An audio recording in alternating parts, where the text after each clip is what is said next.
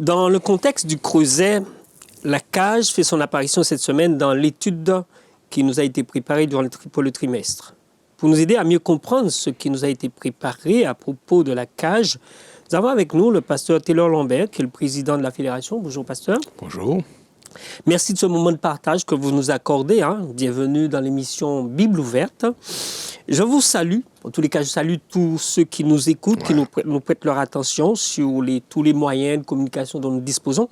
Mais juste avant de continuer, vous accepteriez de prier avec nous? Avec plaisir, nous allons prier. On y va.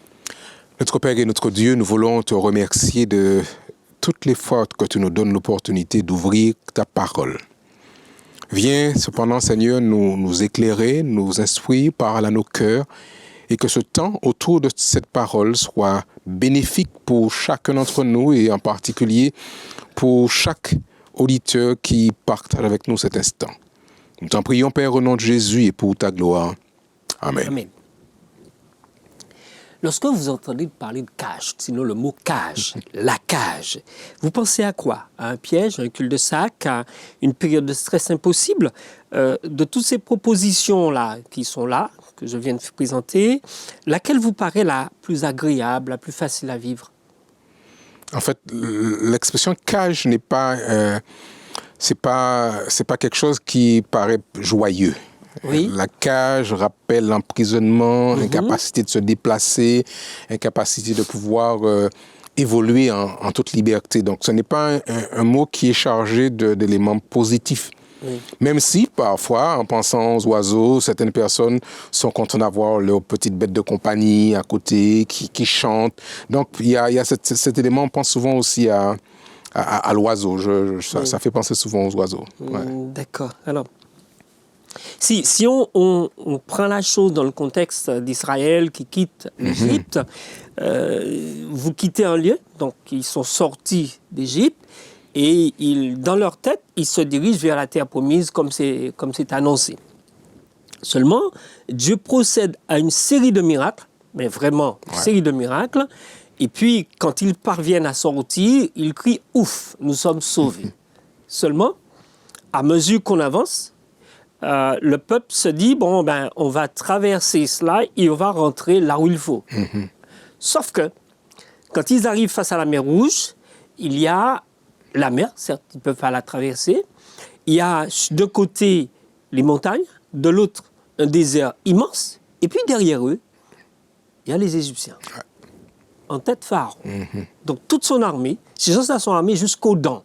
Ils sont prêts à faire la peau des Israélites.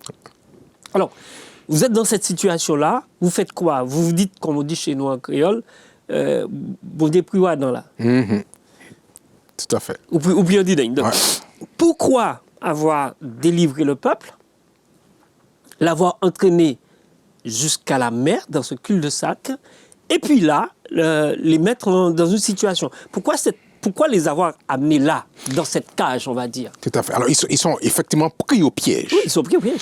Il n'y a pas d'issue de sortie. Alors, sachant que les Israélites savaient qu'il y avait une route, pratiquement une autoroute, directement vers Canaan. Oui, au nord. Oui, tout à fait. Donc, ils étaient à Gozen. Il y avait un trafic régulier entre l'Égypte et le territoire de la Palestine. Donc, ils savaient qu'il y avait une possibilité de pouvoir faire une trajectoire directe vers la Canaan. Donc, ils s'attendaient à pouvoir faire ce chemin. Mais voilà que Dieu, dans son plan, parce que Dieu a un plan, va les conduire dans une situation où ils sont bloqués. Maintenant, le peuple des enfants d'Israël, fort de l'expérience de la libération, devrait pouvoir, je crois, accorder un peu de crédit à Dieu. Parce qu'en fait, il les avait arrachés, littéralement, des griffes de Pharaon, à coups de miracles les plus extraordinaires, l'un après l'autre, jusqu'à ce qu'il aille à passer les premiers-nés au fil de l'épée. Donc, véritablement, il voit la puissance de Dieu manifestée. Donc, il découvre ce Dieu. Et à la première difficulté, il se retrouve là, coincé avec les Égyptiens derrière. Et il se tourne contre Moïse avec toutes sortes d'imprécations pour pouvoir estimer qu'ils se sont fait avoir. en disant Ouais. il aurait mieux valu que nous mourions en Égypte que tu nous viennes faire tuer par les Égyptiens. Donc, et alors, la question que vous posez est importante, c'est parce que Dieu avait un plan. Oui. Le plan que Dieu fait, c'est de pouvoir tester en quelque part la confiance qu'ils avaient en lui et la capacité de ce peuple de rester toujours connecté à l'écoute du Seigneur. Donc Dieu, dans son plan, orchestre cette mise en scène pour contribuer à tirer leur attention vers le Dieu qui est tout-puissant. Par rapport à ce que vous dites, puisque Dieu a un plan, ça, on sait que Dieu a un plan. Est-ce que parfois, il ne faudrait pas un tout petit détail du plan pour ne pas se mettre à être prêt à lyncher Moïse, là? Avoir une petite idée de la chose. Ce ne serait pas nécessaire de temps en temps? Alors, pas nécessairement, parce qu'en fait, c'est toute la démarche de foi. Si je sais, je n'ai pas foi. La foi, c'est justement quand on ne sait pas. Et on avance donc en aveugle. Oui. Mais la foi, cette ferme assurance des choses qu'on espère, nous donne la capacité de pouvoir transcender cet inconnu. Et c'est ça l'élément fondamental de la foi, qui fait que, puisque je connais la personne, je connais ses compétences, je connais son pédigré, il a fait la preuve qu'il était capable de pouvoir faire des choses extraordinaires. Oui. Donc par conséquent, on devrait accorder à Dieu un minimum de crédit pour dire s'il peut nous arracher aux griffes de Pharaon, et nous nous retrouvons dans une situation difficile, il peut le faire. Mais cependant, on considère souvent avec les yeux de l'homme, les yeux humains qui prennent peur, qui paniquent. Et je pense à ce film que certains ont vu. Et quand dans son texte, le général dit « Dieu est puissant, mais il est un piètre chef d'armée. » Parce qu'il se dit, il aurait dû penser que les Égyptiens allaient venir. Mais c'est sans savoir que Dieu a toujours une longueur d'onde d'avance et cette capacité qu'il a eue de pouvoir maintenant ouvrir un chemin là où il n'y avait pas de chemin. Alors, justement, qu'est-ce que Dieu a voulu leur enseigner? C'est vrai, il y a la foi, mais à leur niveau, qu'est-ce que Dieu a voulu leur transmettre véritablement après avoir activé la foi? Je crois qu'il est important que le peuple d'Israël comprenne qu'ils doivent apprendre à compter sur Dieu à chaque étape, à chaque moment du chemin. Oui. Et ne pas vouloir compter sur leur propre force. Donc ça, il me semble que c'est une leçon qu'ils doivent apprendre. Et dans l'étude de ce que nous voulons avoir aujourd'hui, on verra qu'ils vont devoir revenir à plusieurs reprises sur cet apprentissage. Faire confiance à Dieu. Alors, c'est extraordinaire le propos, faire confiance à Dieu, puisqu'effectivement, en dépit de tout ce remue-ménage-là, Dieu leur dit, restez tranquilles, ça c'est Dieu qui le dit, à travers Moïse, restez tranquilles, regardez ce que l'Éternel va faire. Ouais. Effectivement, les Hébreux sont là, pris au piège, les Égyptiens qui arrivent au galop, et puis, d'après ce qu'on sait qui est dans la Bible, le côté de la colonne sombre passe derrière, donc il tombe sur les Égyptiens, le côté lumière et de côté des Israélites. Donc, ils sont éclairés, puisque ça se passe de nuit. Ouais. Et tout à coup, Dieu lui dit, lève ton bâton. Et là, il parle à Moïse, lève ton bâton et fends la mer. Wow. Ça, c'est extraordinaire. Ouais. La mer s'ouvre, les Israélites traversent. S'engouffrent. À pied sec. Ouais. À pied sec. Ils arrivent de l'autre côté. Nous connaissons l'histoire, puisque les Égyptiens vont s'engouffrer aussi. Les roues des chars vont se casser, il y a tout un désordre, une pagaille dans l'armée égyptienne. Et à ce moment-là, Dieu dit à Moïse, maintenant, referme la porte. Ouais. La porte est fermée. Les Israélites se retrouvent à l'autre bord, sinon sur l'autre bord. Et à ce moment-là, après leur cri est prêt à lyncher Moïse, ils se mettent à chanter. Ouais. Dans un moment de célébration spontanée. Ah oui, là c'était pas réfléchi, là c'est le cœur qui parle. Ouais. Quand je regarde cette histoire, je la trouve extraordinaire parce que c'est une délivrance inattendue, on est pris au piège, on est coincé. 3 jours plus tard, ils se trouvent en quelque part, et là, comme on dit couramment, rebelote, ils se mettent à murmurer. est-ce que dans ce qui se passe aux eaux de Mara, est-ce que ce goût amer n'est pas quelque part quelque chose qui réside dans le cœur des Israélites en dépit de l'expérience vécue avec Dieu en Égypte et à la mer qui vient de s'ouvrir et de se fermer sur leurs ennemis? Est-ce que c'est pas l'état de cœur des Israélites par rapport à tout ce que Dieu a fait? Tout à fait. C'est comme un jeu de mots. Oui. Il se retrouve. Alors, il se trouve que la soif, c'est l'un des besoins fondamentaux. Oui, c'est primaire, ça. C'est primaire. Donc, vous avancez dans le désert pendant 3 jours et vous commencez à sentir la langue qui devient lourde et puis on commence à regarder, mais comment va-t-on faire? Nous sommes nombreux. Il n'y a que du sable? Oui, il n'y a que du sable. On avance dans le désert 1 jour, 2 jours, 3 jours, sachant je rappelle qu'ils avaient à l'esprit qu'il y avait un autre chemin. Oui, oui. Et ça, c'est gravé dans la tête de tout le monde. Il y avait un autre chemin. Donc, ils se disent, mais il ne connaît pas le chemin, il nous trompe. Alors, il n'y avait pas les GPS d'aujourd'hui pour pouvoir trouver le chemin. Il savait qu'il y avait une autre portion. Donc, et chasser le naturel, il revient au galop. Ce peuple qui avait déjà développé cette tendance un petit peu à la rébellion, l'amertume remonte. Et comme vous dites, c'est un petit peu l'état d'esprit. Tout en étant content d'être libéré de l'Égypte, mais en même temps, il y a quelque part chez eux une tristesse de laisser l'Égypte. Parce qu'en fait... Les oignons? Mais oui, l'Égypte n'était pas en quelque part, malgré la condition d'esclave, n'était pas en quelque part aussi mauvais qu'ils ne le pensaient. Ils avaient l'alimentation, ils avaient des choses intéressantes. Donc finalement, cette amertume remonte. Et ça correspond justement à l'eau qu'ils boivent.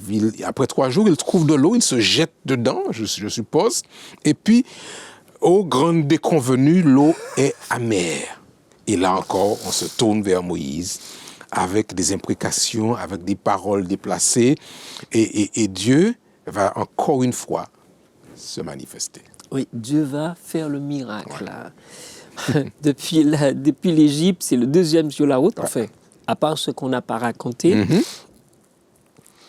Et Dieu fait le miracle, ils boivent autant qu'ils peuvent, et ils font des provisions, et ils partent à nouveau. Et quand ils partent, ils se dirigent vers un autre point, Rephidim. Quand ils arrivent à Rephidim, ils se heurtent, après l'ardeur du soleil, ils se heurtent à un rocher. Tout à fait. Ils ont soif à nouveau.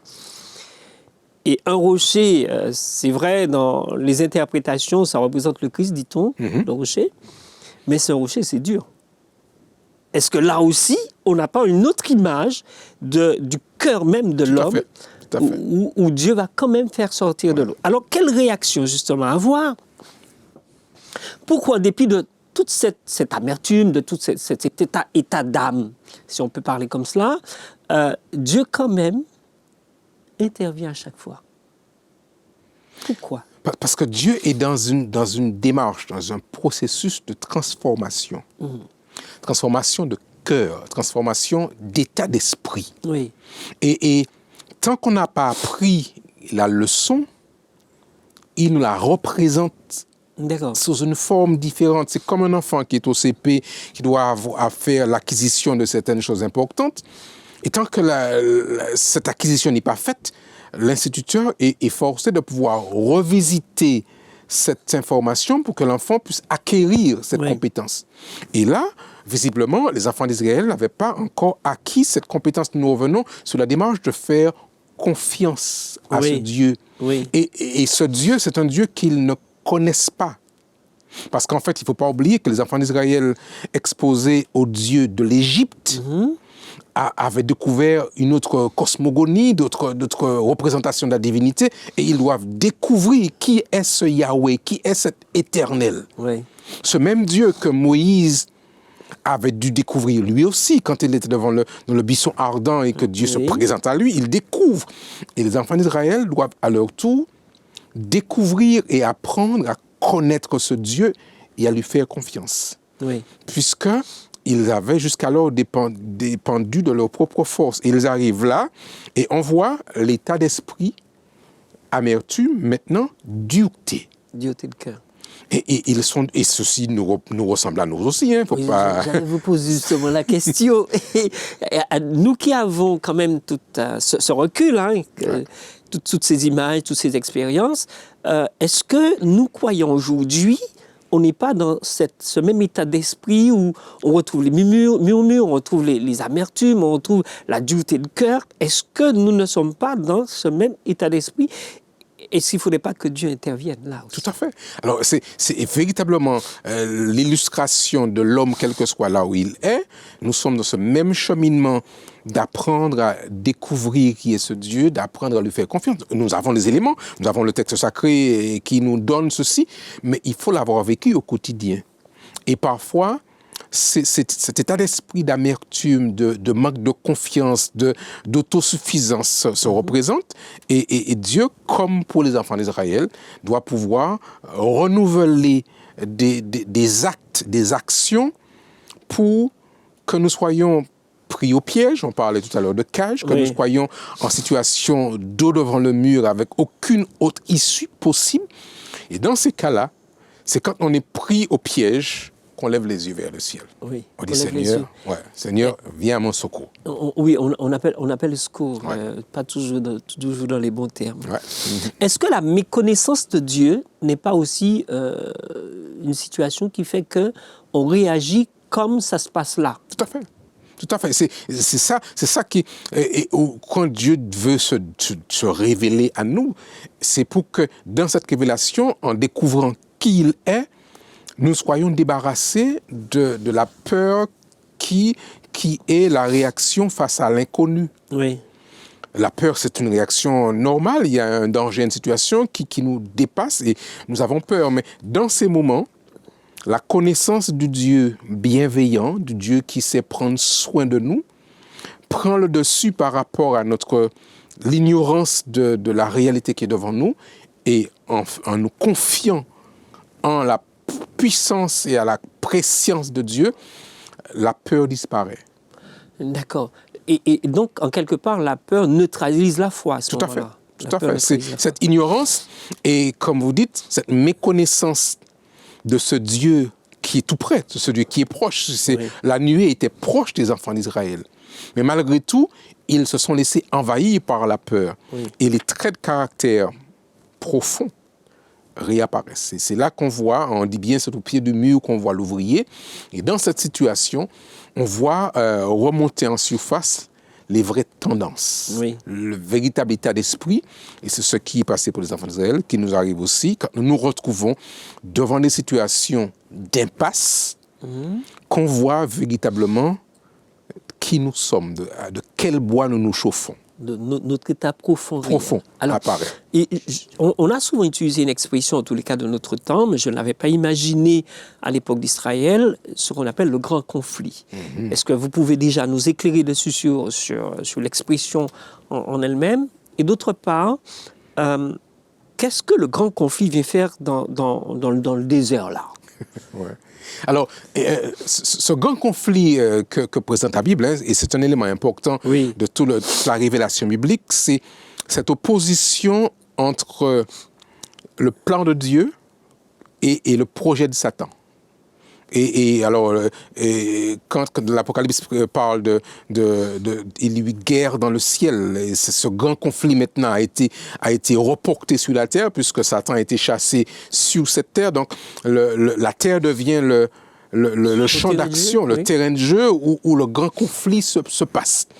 Maintenant, cette leçon nous conduit, avec les enfants d'Israël, dans la mise en action de cette opposition entre deux forces, entre les forces du bien et les forces du mal, entre l'armée de Dieu et l'armée de son ennemi.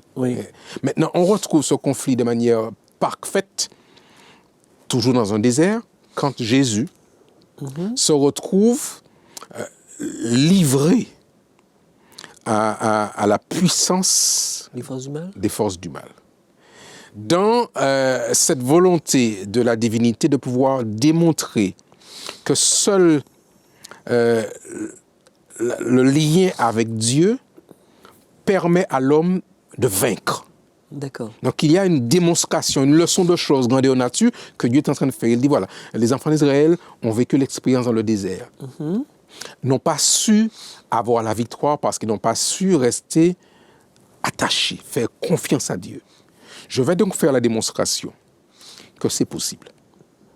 Et il dit, pour que ce soit possible, j'envoie mon représentant, j'envoie le Fils qui s'incarne, qui prend la forme de l'homme, et c'est très important que nous comprenions ceci, il prend la forme de l'homme, il prend notre place, Oui. et il dit, je viens faire la démonstration dans le désert que c'est possible, là où ils ont échoué, que c'est possible quand on reste connecté, quand on reste attaché à la puissance divine. D'accord. Merci de m'avoir donné le tremplin, parce que vous avez présenté une planche là, je la saisis. Vous avez dit que le Saint-Esprit a conduit Jésus. Yes. Pour être tenté. Yes. Et pourtant, quand on lit Jacques 1, je crois, verset 13, si ma mémoire est bonne, Dieu ne tente personne.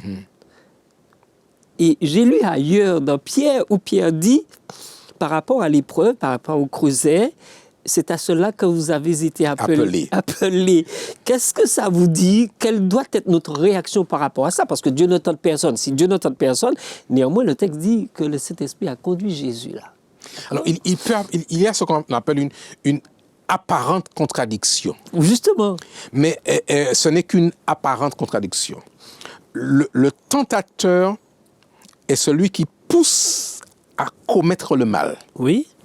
Cependant, le Christ, dans son plan, va parfois nous placer dans des situations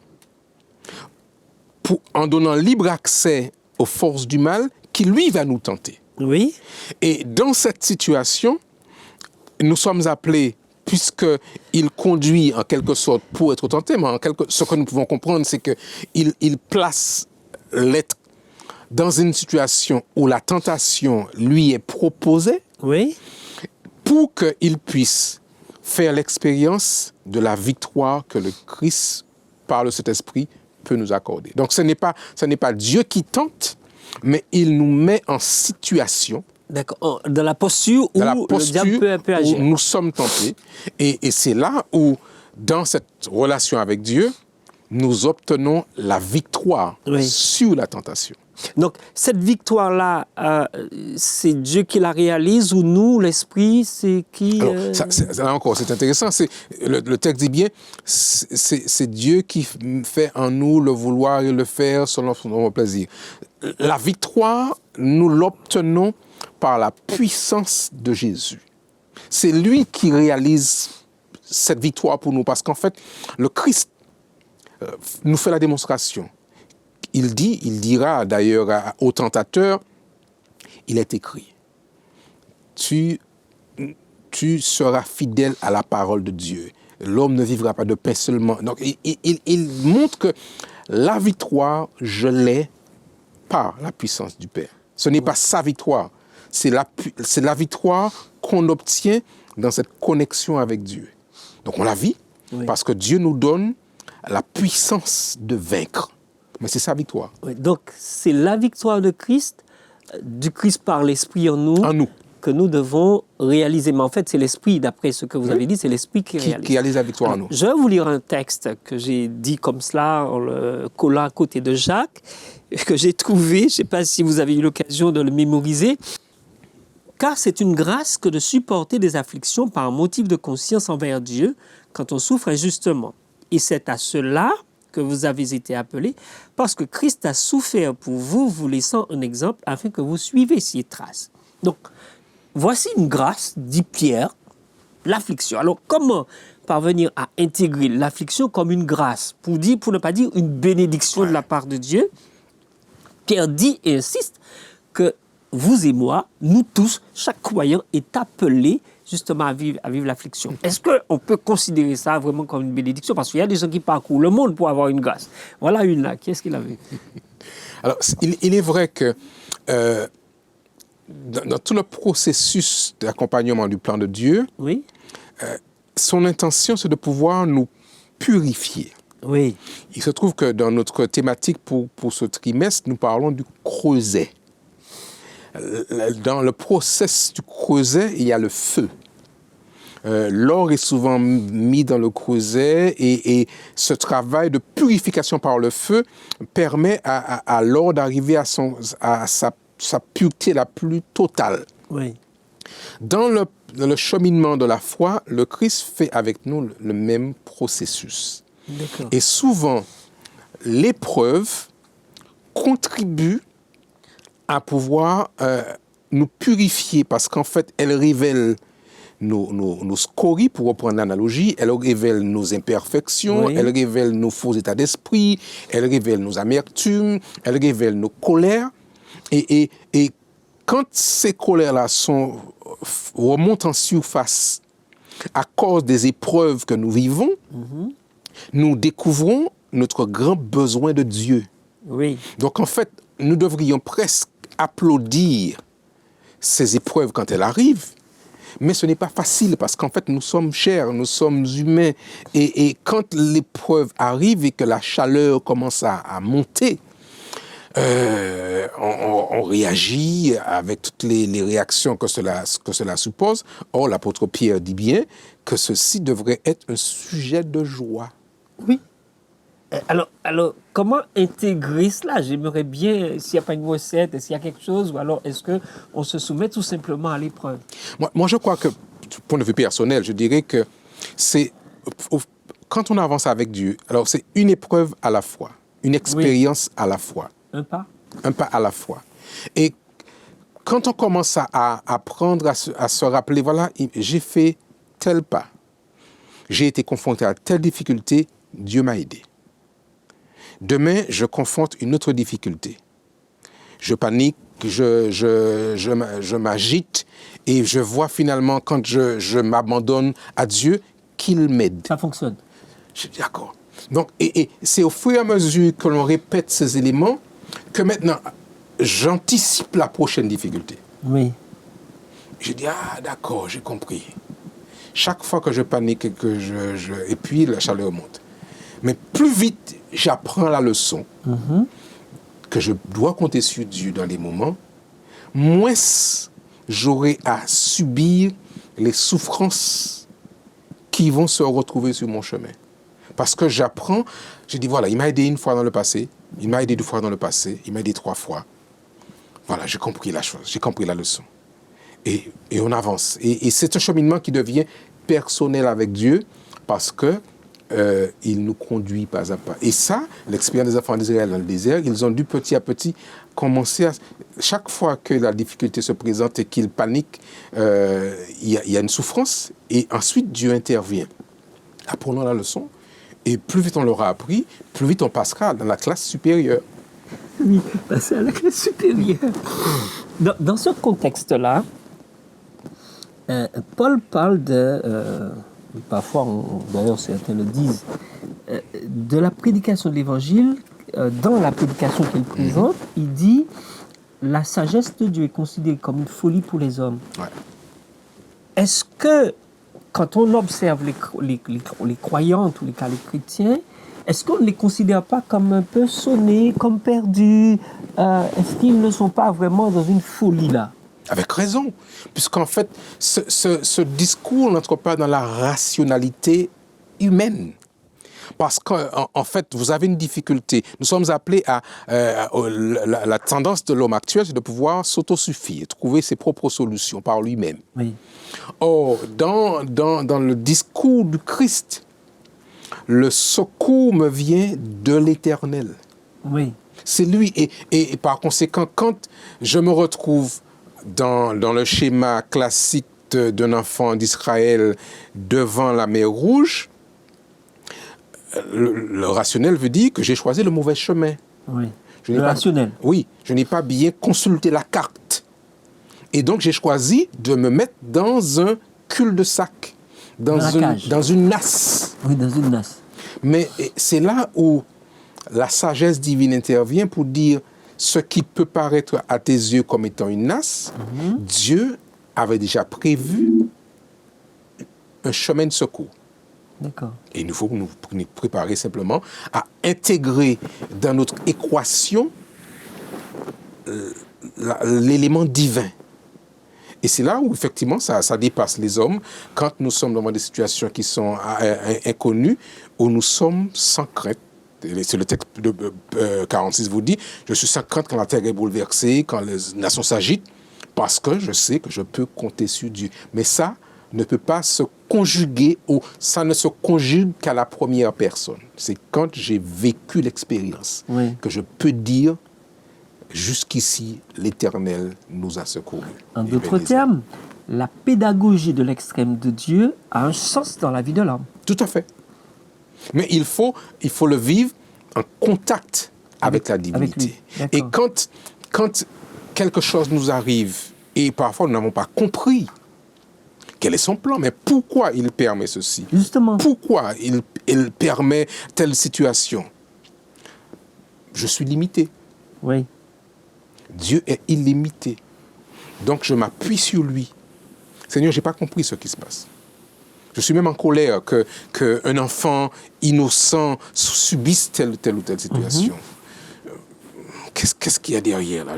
Où est-ce que tu nous emmènes là? Je n'ai pas compris. Un peu de lumière, un peu de lumière. Mais Seigneur, sur la base du vécu que nous avons déjà fait ensemble, je te fais confiance. Qu'est-ce qui importe? La fournaise où Dieu nous conduit, où il consume tout, ou bien la transformation qu'il doit opérer? Qu'est-ce qu'on choisirait, qu'est-ce qui est possible de choisir entre les deux? La fournaise ou la transformation? C'est-à-dire que la transformation ne peut pas avoir lieu sans la fournaise. Donc il faut accepter la fournaise pour que la transformation ait lieu. Et on ferait quoi? Alors, ce qu'on souhaite humainement, c'est que le temps dans la fournaise soit le plus court possible. C'est nous qui définissons le temps? Non, c'est Dieu qui définit En fait, oui et non, nous définissons le temps, mais le plan de Dieu n'est pas le nôtre. Oui. Mais plus nous nous abandonnons entre ses mains, plus vite nous sortons de la plus vite nous passons cette transition à l'étape suivante. Sachant que l'épreuve qui va suivre peut être encore plus dure que celle que nous vivons maintenant. Oui, donc cette épreuve-là prépare un palier supérieur. Puisque c'est un processus de sanctification. Oui. Donc Dieu a un plan. Il dit, je veux vous faire monter en niveau. Donc vous étiez minime, vous avez un temps de vitesse que vous faisiez quand vous êtes minime, après on passe cadet, après on passe junior, mais l'entraînement est plus dur quand on est... Étape. Mais bien sûr. À chaque étape. Mais il y a un objectif. Ce n'est pas simplement parce que Dieu est un Dieu qui aime voir les gens souffrir. Oui. Dieu veut nous mener à un niveau de perfection. Et cette idée-là, ça court le monde, hein? Même parfois dans l'Église. Bien sûr. Oui, ça court. Le dernier mot serait? Le dernier mot serait que la cage... Je vais dire ça différemment. Avec Dieu, je ne suis jamais en cage. Oui. Avec Dieu, il n'y a pas de situation fermée. Je serais en prison, comme Joseph, mais je suis libre parce que je suis avec le Christ. Oui. Je ne suis pas libre parce que je suis en cage, je suis libre parce que je suis avec le Christ. Tout à fait. Parce que c'est le Christ qui me libère. Et quelle que soit la situation dans laquelle je me trouve aujourd'hui, j'ai la victoire en Jésus. Merci, Pasteur Lambert, pour ce dernier mot. Merci pour ce partage. En tout cas, vous qui êtes restés avec nous pour écouter, suivre l'échange, ne touchez à rien parce que ça continue. Restez avec nous. Nous allons faire une dernière. Avec plaisir. Seigneur notre Dieu, merci pour ce que tu nous as enseigné ce matin. Puisses-tu permettre à ce que ça porte du fruit dans nos cœurs et que tu puisses toi-même te réjouir de ce que ton Esprit a réalisé avec nous ou en nous, pour ta gloire, au nom de Jésus. Amen. Amen. Merci, pasteur. Merci à chacun d'entre nous. À bientôt. À bientôt.